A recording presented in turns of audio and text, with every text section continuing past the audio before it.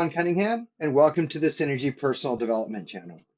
Today, we're going to talk about how to avoid backsliding on your goals, and I have 7 tips for you.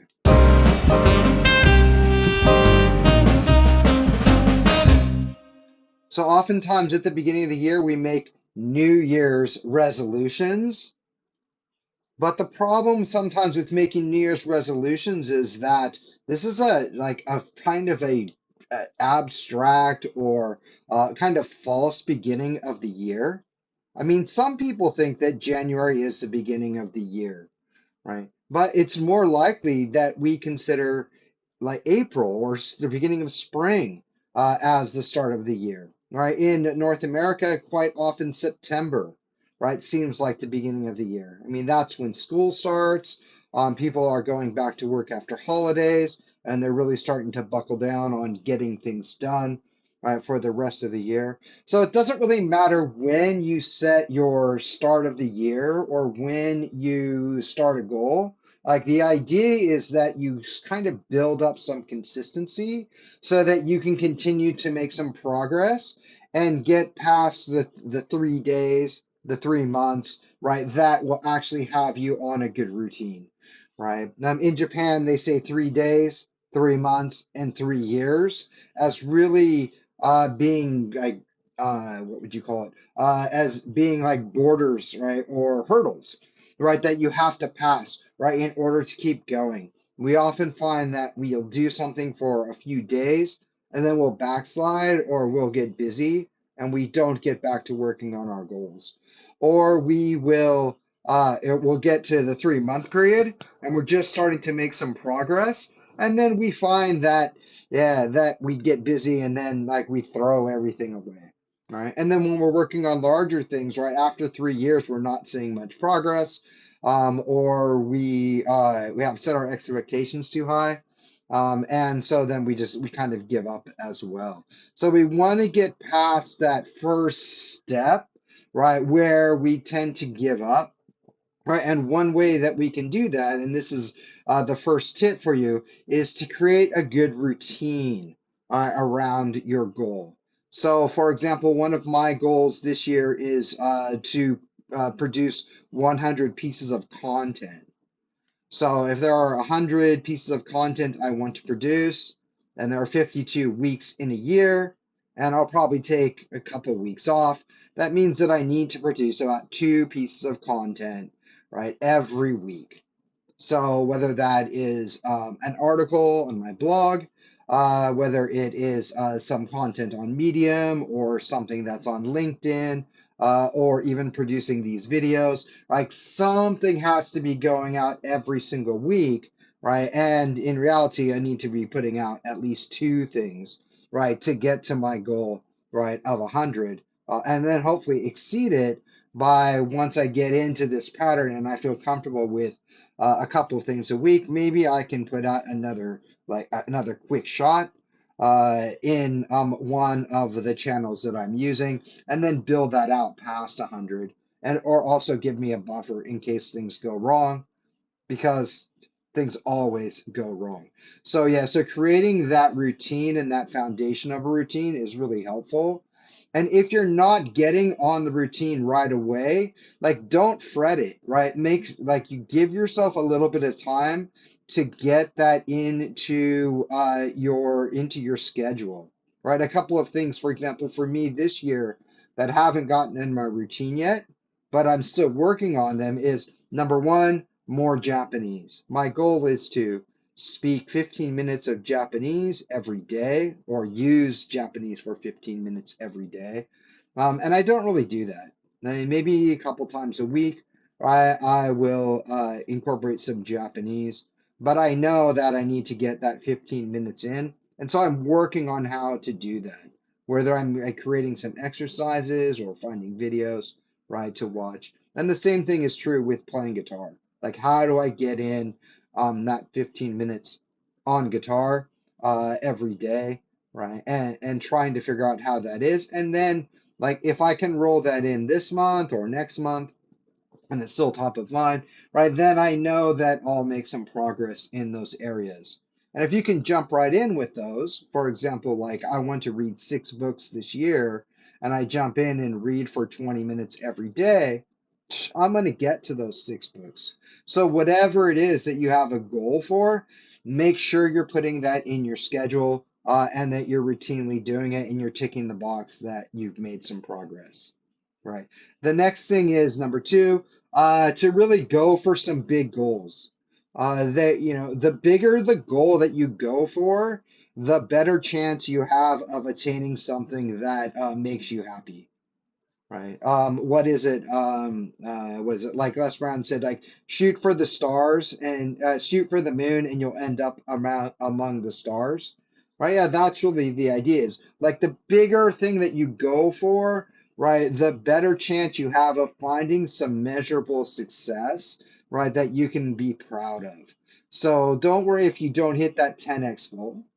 Right, yeah. The idea is that you're making some progress and being satisfied that you've accomplished something. Right. One of my 10x goals this year is to have a story or a video that's watched over 10,000 times. That in reality, I'm thinking 1,000 times, right, to have someone consume a piece of my content. But yeah, I mean, 1,000 times, that's, yeah, that's doable. Yeah, but why don't I shoot for something bigger and then I'm going to continue to figure out how to grow? Because if I get that 1,000, and in reality, that isn't so much, right, then maybe I'll just say, okay, cool, I did it, and then just coast. But yeah, that's not it, right? How can we keep developing more and more? How can we continue, right, that growth? And a good way to do that is by setting some big goals, right? The next thing to do, point number three, is to write things down. Write down your goals in a place that you and put them in a place, right, where you can easily see them so that every day you're looking at those goals. What are my goals? What am I doing to achieve those goals? And just a reminder, right? Because when you start to backslide and you see that reminder, right, it'll really help you to get yourself back on focus. Okay, look, I haven't done anything on let's see here. I haven't done anything on surfing 10 times, one of my goals. I want to go surfing 10 times this year. Or I haven't done anything for that. Okay, so what can I do this week that's going to get me closer to surfing? Okay, well, I can look and see what the weather conditions are like. Are there going to be some good waves in the next 10 days? Or I can go to the gym, right, and work on developing my muscles and my flexibility so that I'm better with surfing. Or I can jump on my balance board for a couple minutes, right, and know that I'm improving in that area, right, and now I'm getting closer to that goal of being able to surf and surf well, right, in the 10 times that I plan to go out, right, this year. Okay, so the next thing is to break your goals down, right? Goals are really just big projects. And in order to achieve your goals, you need to niche them down into tasks, right? So we have tasks, little tasks that like take us like a little farther in our goals. Then we hit this milestone, right? That we've worked towards. Now we readjust. Which way do I need to go next? So I need to go this way. Okay, good. Let me create some more tasks and keep moving as I'm getting closer and closer, right, to my goal. So starting off with your goal and thinking of what can you do, right, to break that goal down into tasks. Now, if you have problems getting started, right, you might want to think of really small tasks, right? So, for example, if I want to write some content, maybe I need to read some more blogs or some more websites or watch some more videos that are going to give me ideas about topics to cover. Okay, and I need to do that a couple times a week. If I watch videos or read other people's content a couple times a week for about 30 or 40 minutes, I'm going to have plenty of ideas to write about for the next 5 or 10 different pieces of content. right, that I produce. And so, yeah, so look for those little things that you can do that move you closer to your goal.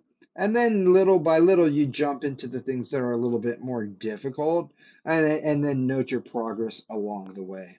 Right. And that actually takes us to the next point is make sure that like as you're moving to your goal, you're not going to be where you start and where you end. You're not going to be the same person. You're going to learn along the way. So don't take that learning for granted, right? Make sure that you take some time to really analyze what you're learning and how you're developing, right? Whether you do a weekly review of your progress, whether you keep a journal, right, of what you're doing every day or every week, like all of these things will help you to ensure that you're learning along the way and capture that intelligence that you're gaining. Like something that I learned on from Heinrich over at Firm Learning is a way to break things down into three different categories. So the first one is your highlights, right? What are the things that you did well during the week? Or if you're looking at just your goal, like what are the things that you did well in moving towards that goal? Okay. The second is low light. Where did you have problems? What things were difficult for you? Where were the roadblocks? Where did you avoid something? Oh yeah, I know I should do that, but maybe next week.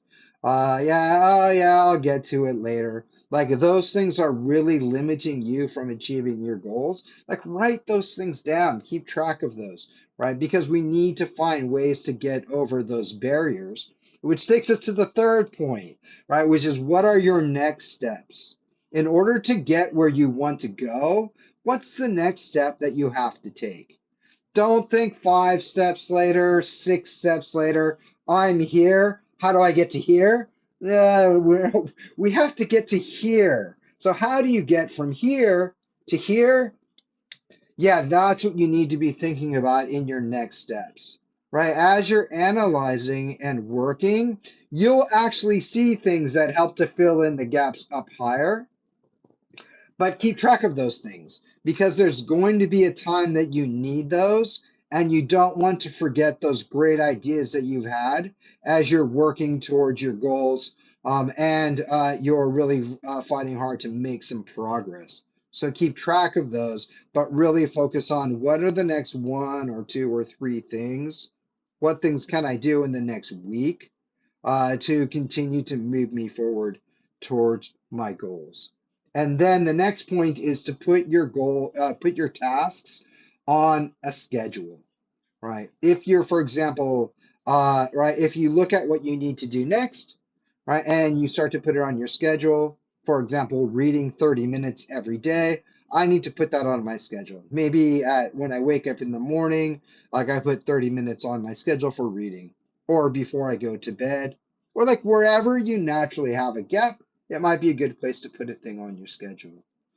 Now, the thing I like about using schedules is that when something is on your schedule, if you're not going to do it, it usually means we need to move it, right, to the next day or some other time. We need to reschedule that so that we get it done, right? And if we're slipping a little bit, right, then we know like what we need to do to make that up, right? I'm reading a book right now that I figured has 1,000 pages, right? It's The Seven Pillars of Wisdom by T.E. Lawrence. And it's about the Arab uprising and how the Arabian nations came to be.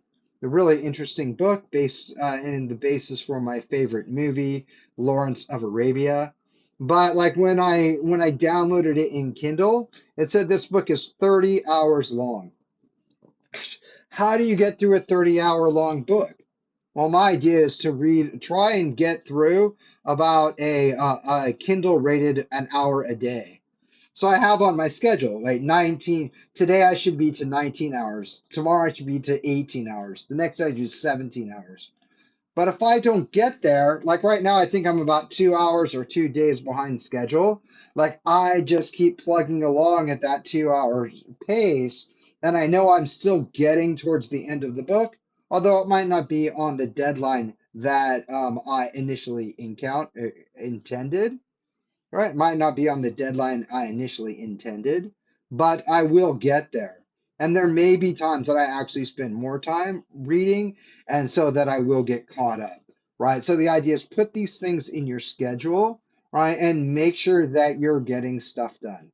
Okay. The next point is, and this is the last point, point 7, is don't be too hard on yourself, right? We always expect that we can do more than we can actually do, especially in the short term. Okay. But when we look at the long term, we often say, oh, yeah, I'm not going to do very much. I can't get that much done. Right. But actually, what we need to do is really like set some expectations for what you want to accomplish towards your goal in the short term.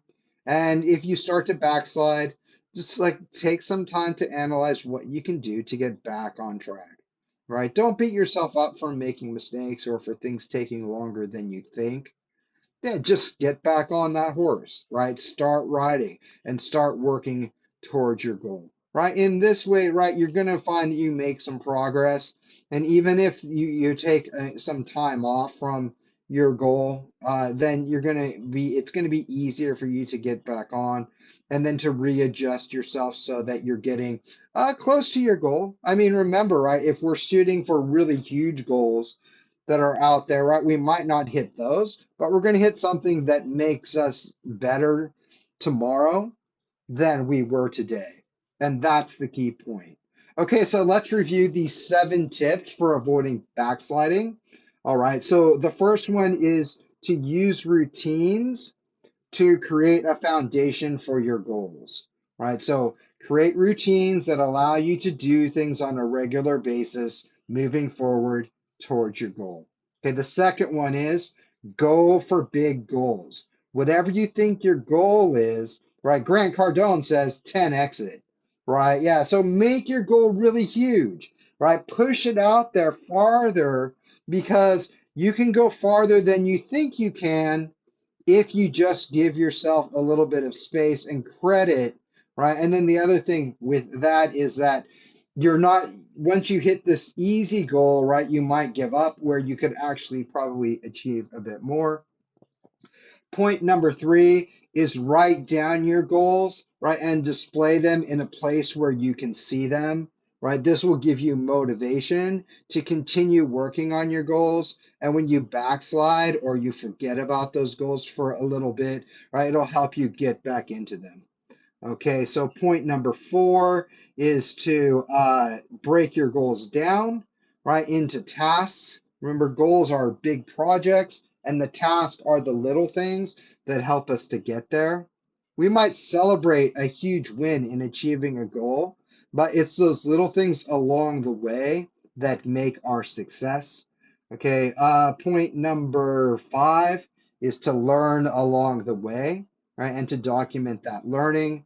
Okay, point number 6 is put the task related to your goals on your schedule, right? Make sure that you're giving yourself ample time to get those tasks done. And last, point number 7 is don't be too hard on yourself.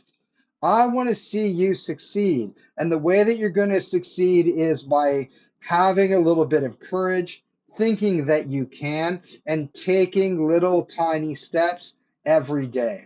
When you do those things, your goals are going to come to you, right? You're going to find more success over a day, over a week, over a month. When you look back at the end of the year and say, how am I better this year than I was last year? Like, yeah, you're going to be amazed, but you got to take the little steps. If I can help you with those steps, if I can help you to, get over your hurdles, by all means, contact me. My contact information is in the show descriptions. Thank you very much for being with me today on Synergy Personal Development, and I wish you all the best in achieving your goals in 2023 and beyond. Take care. We'll see you next time. Bye bye.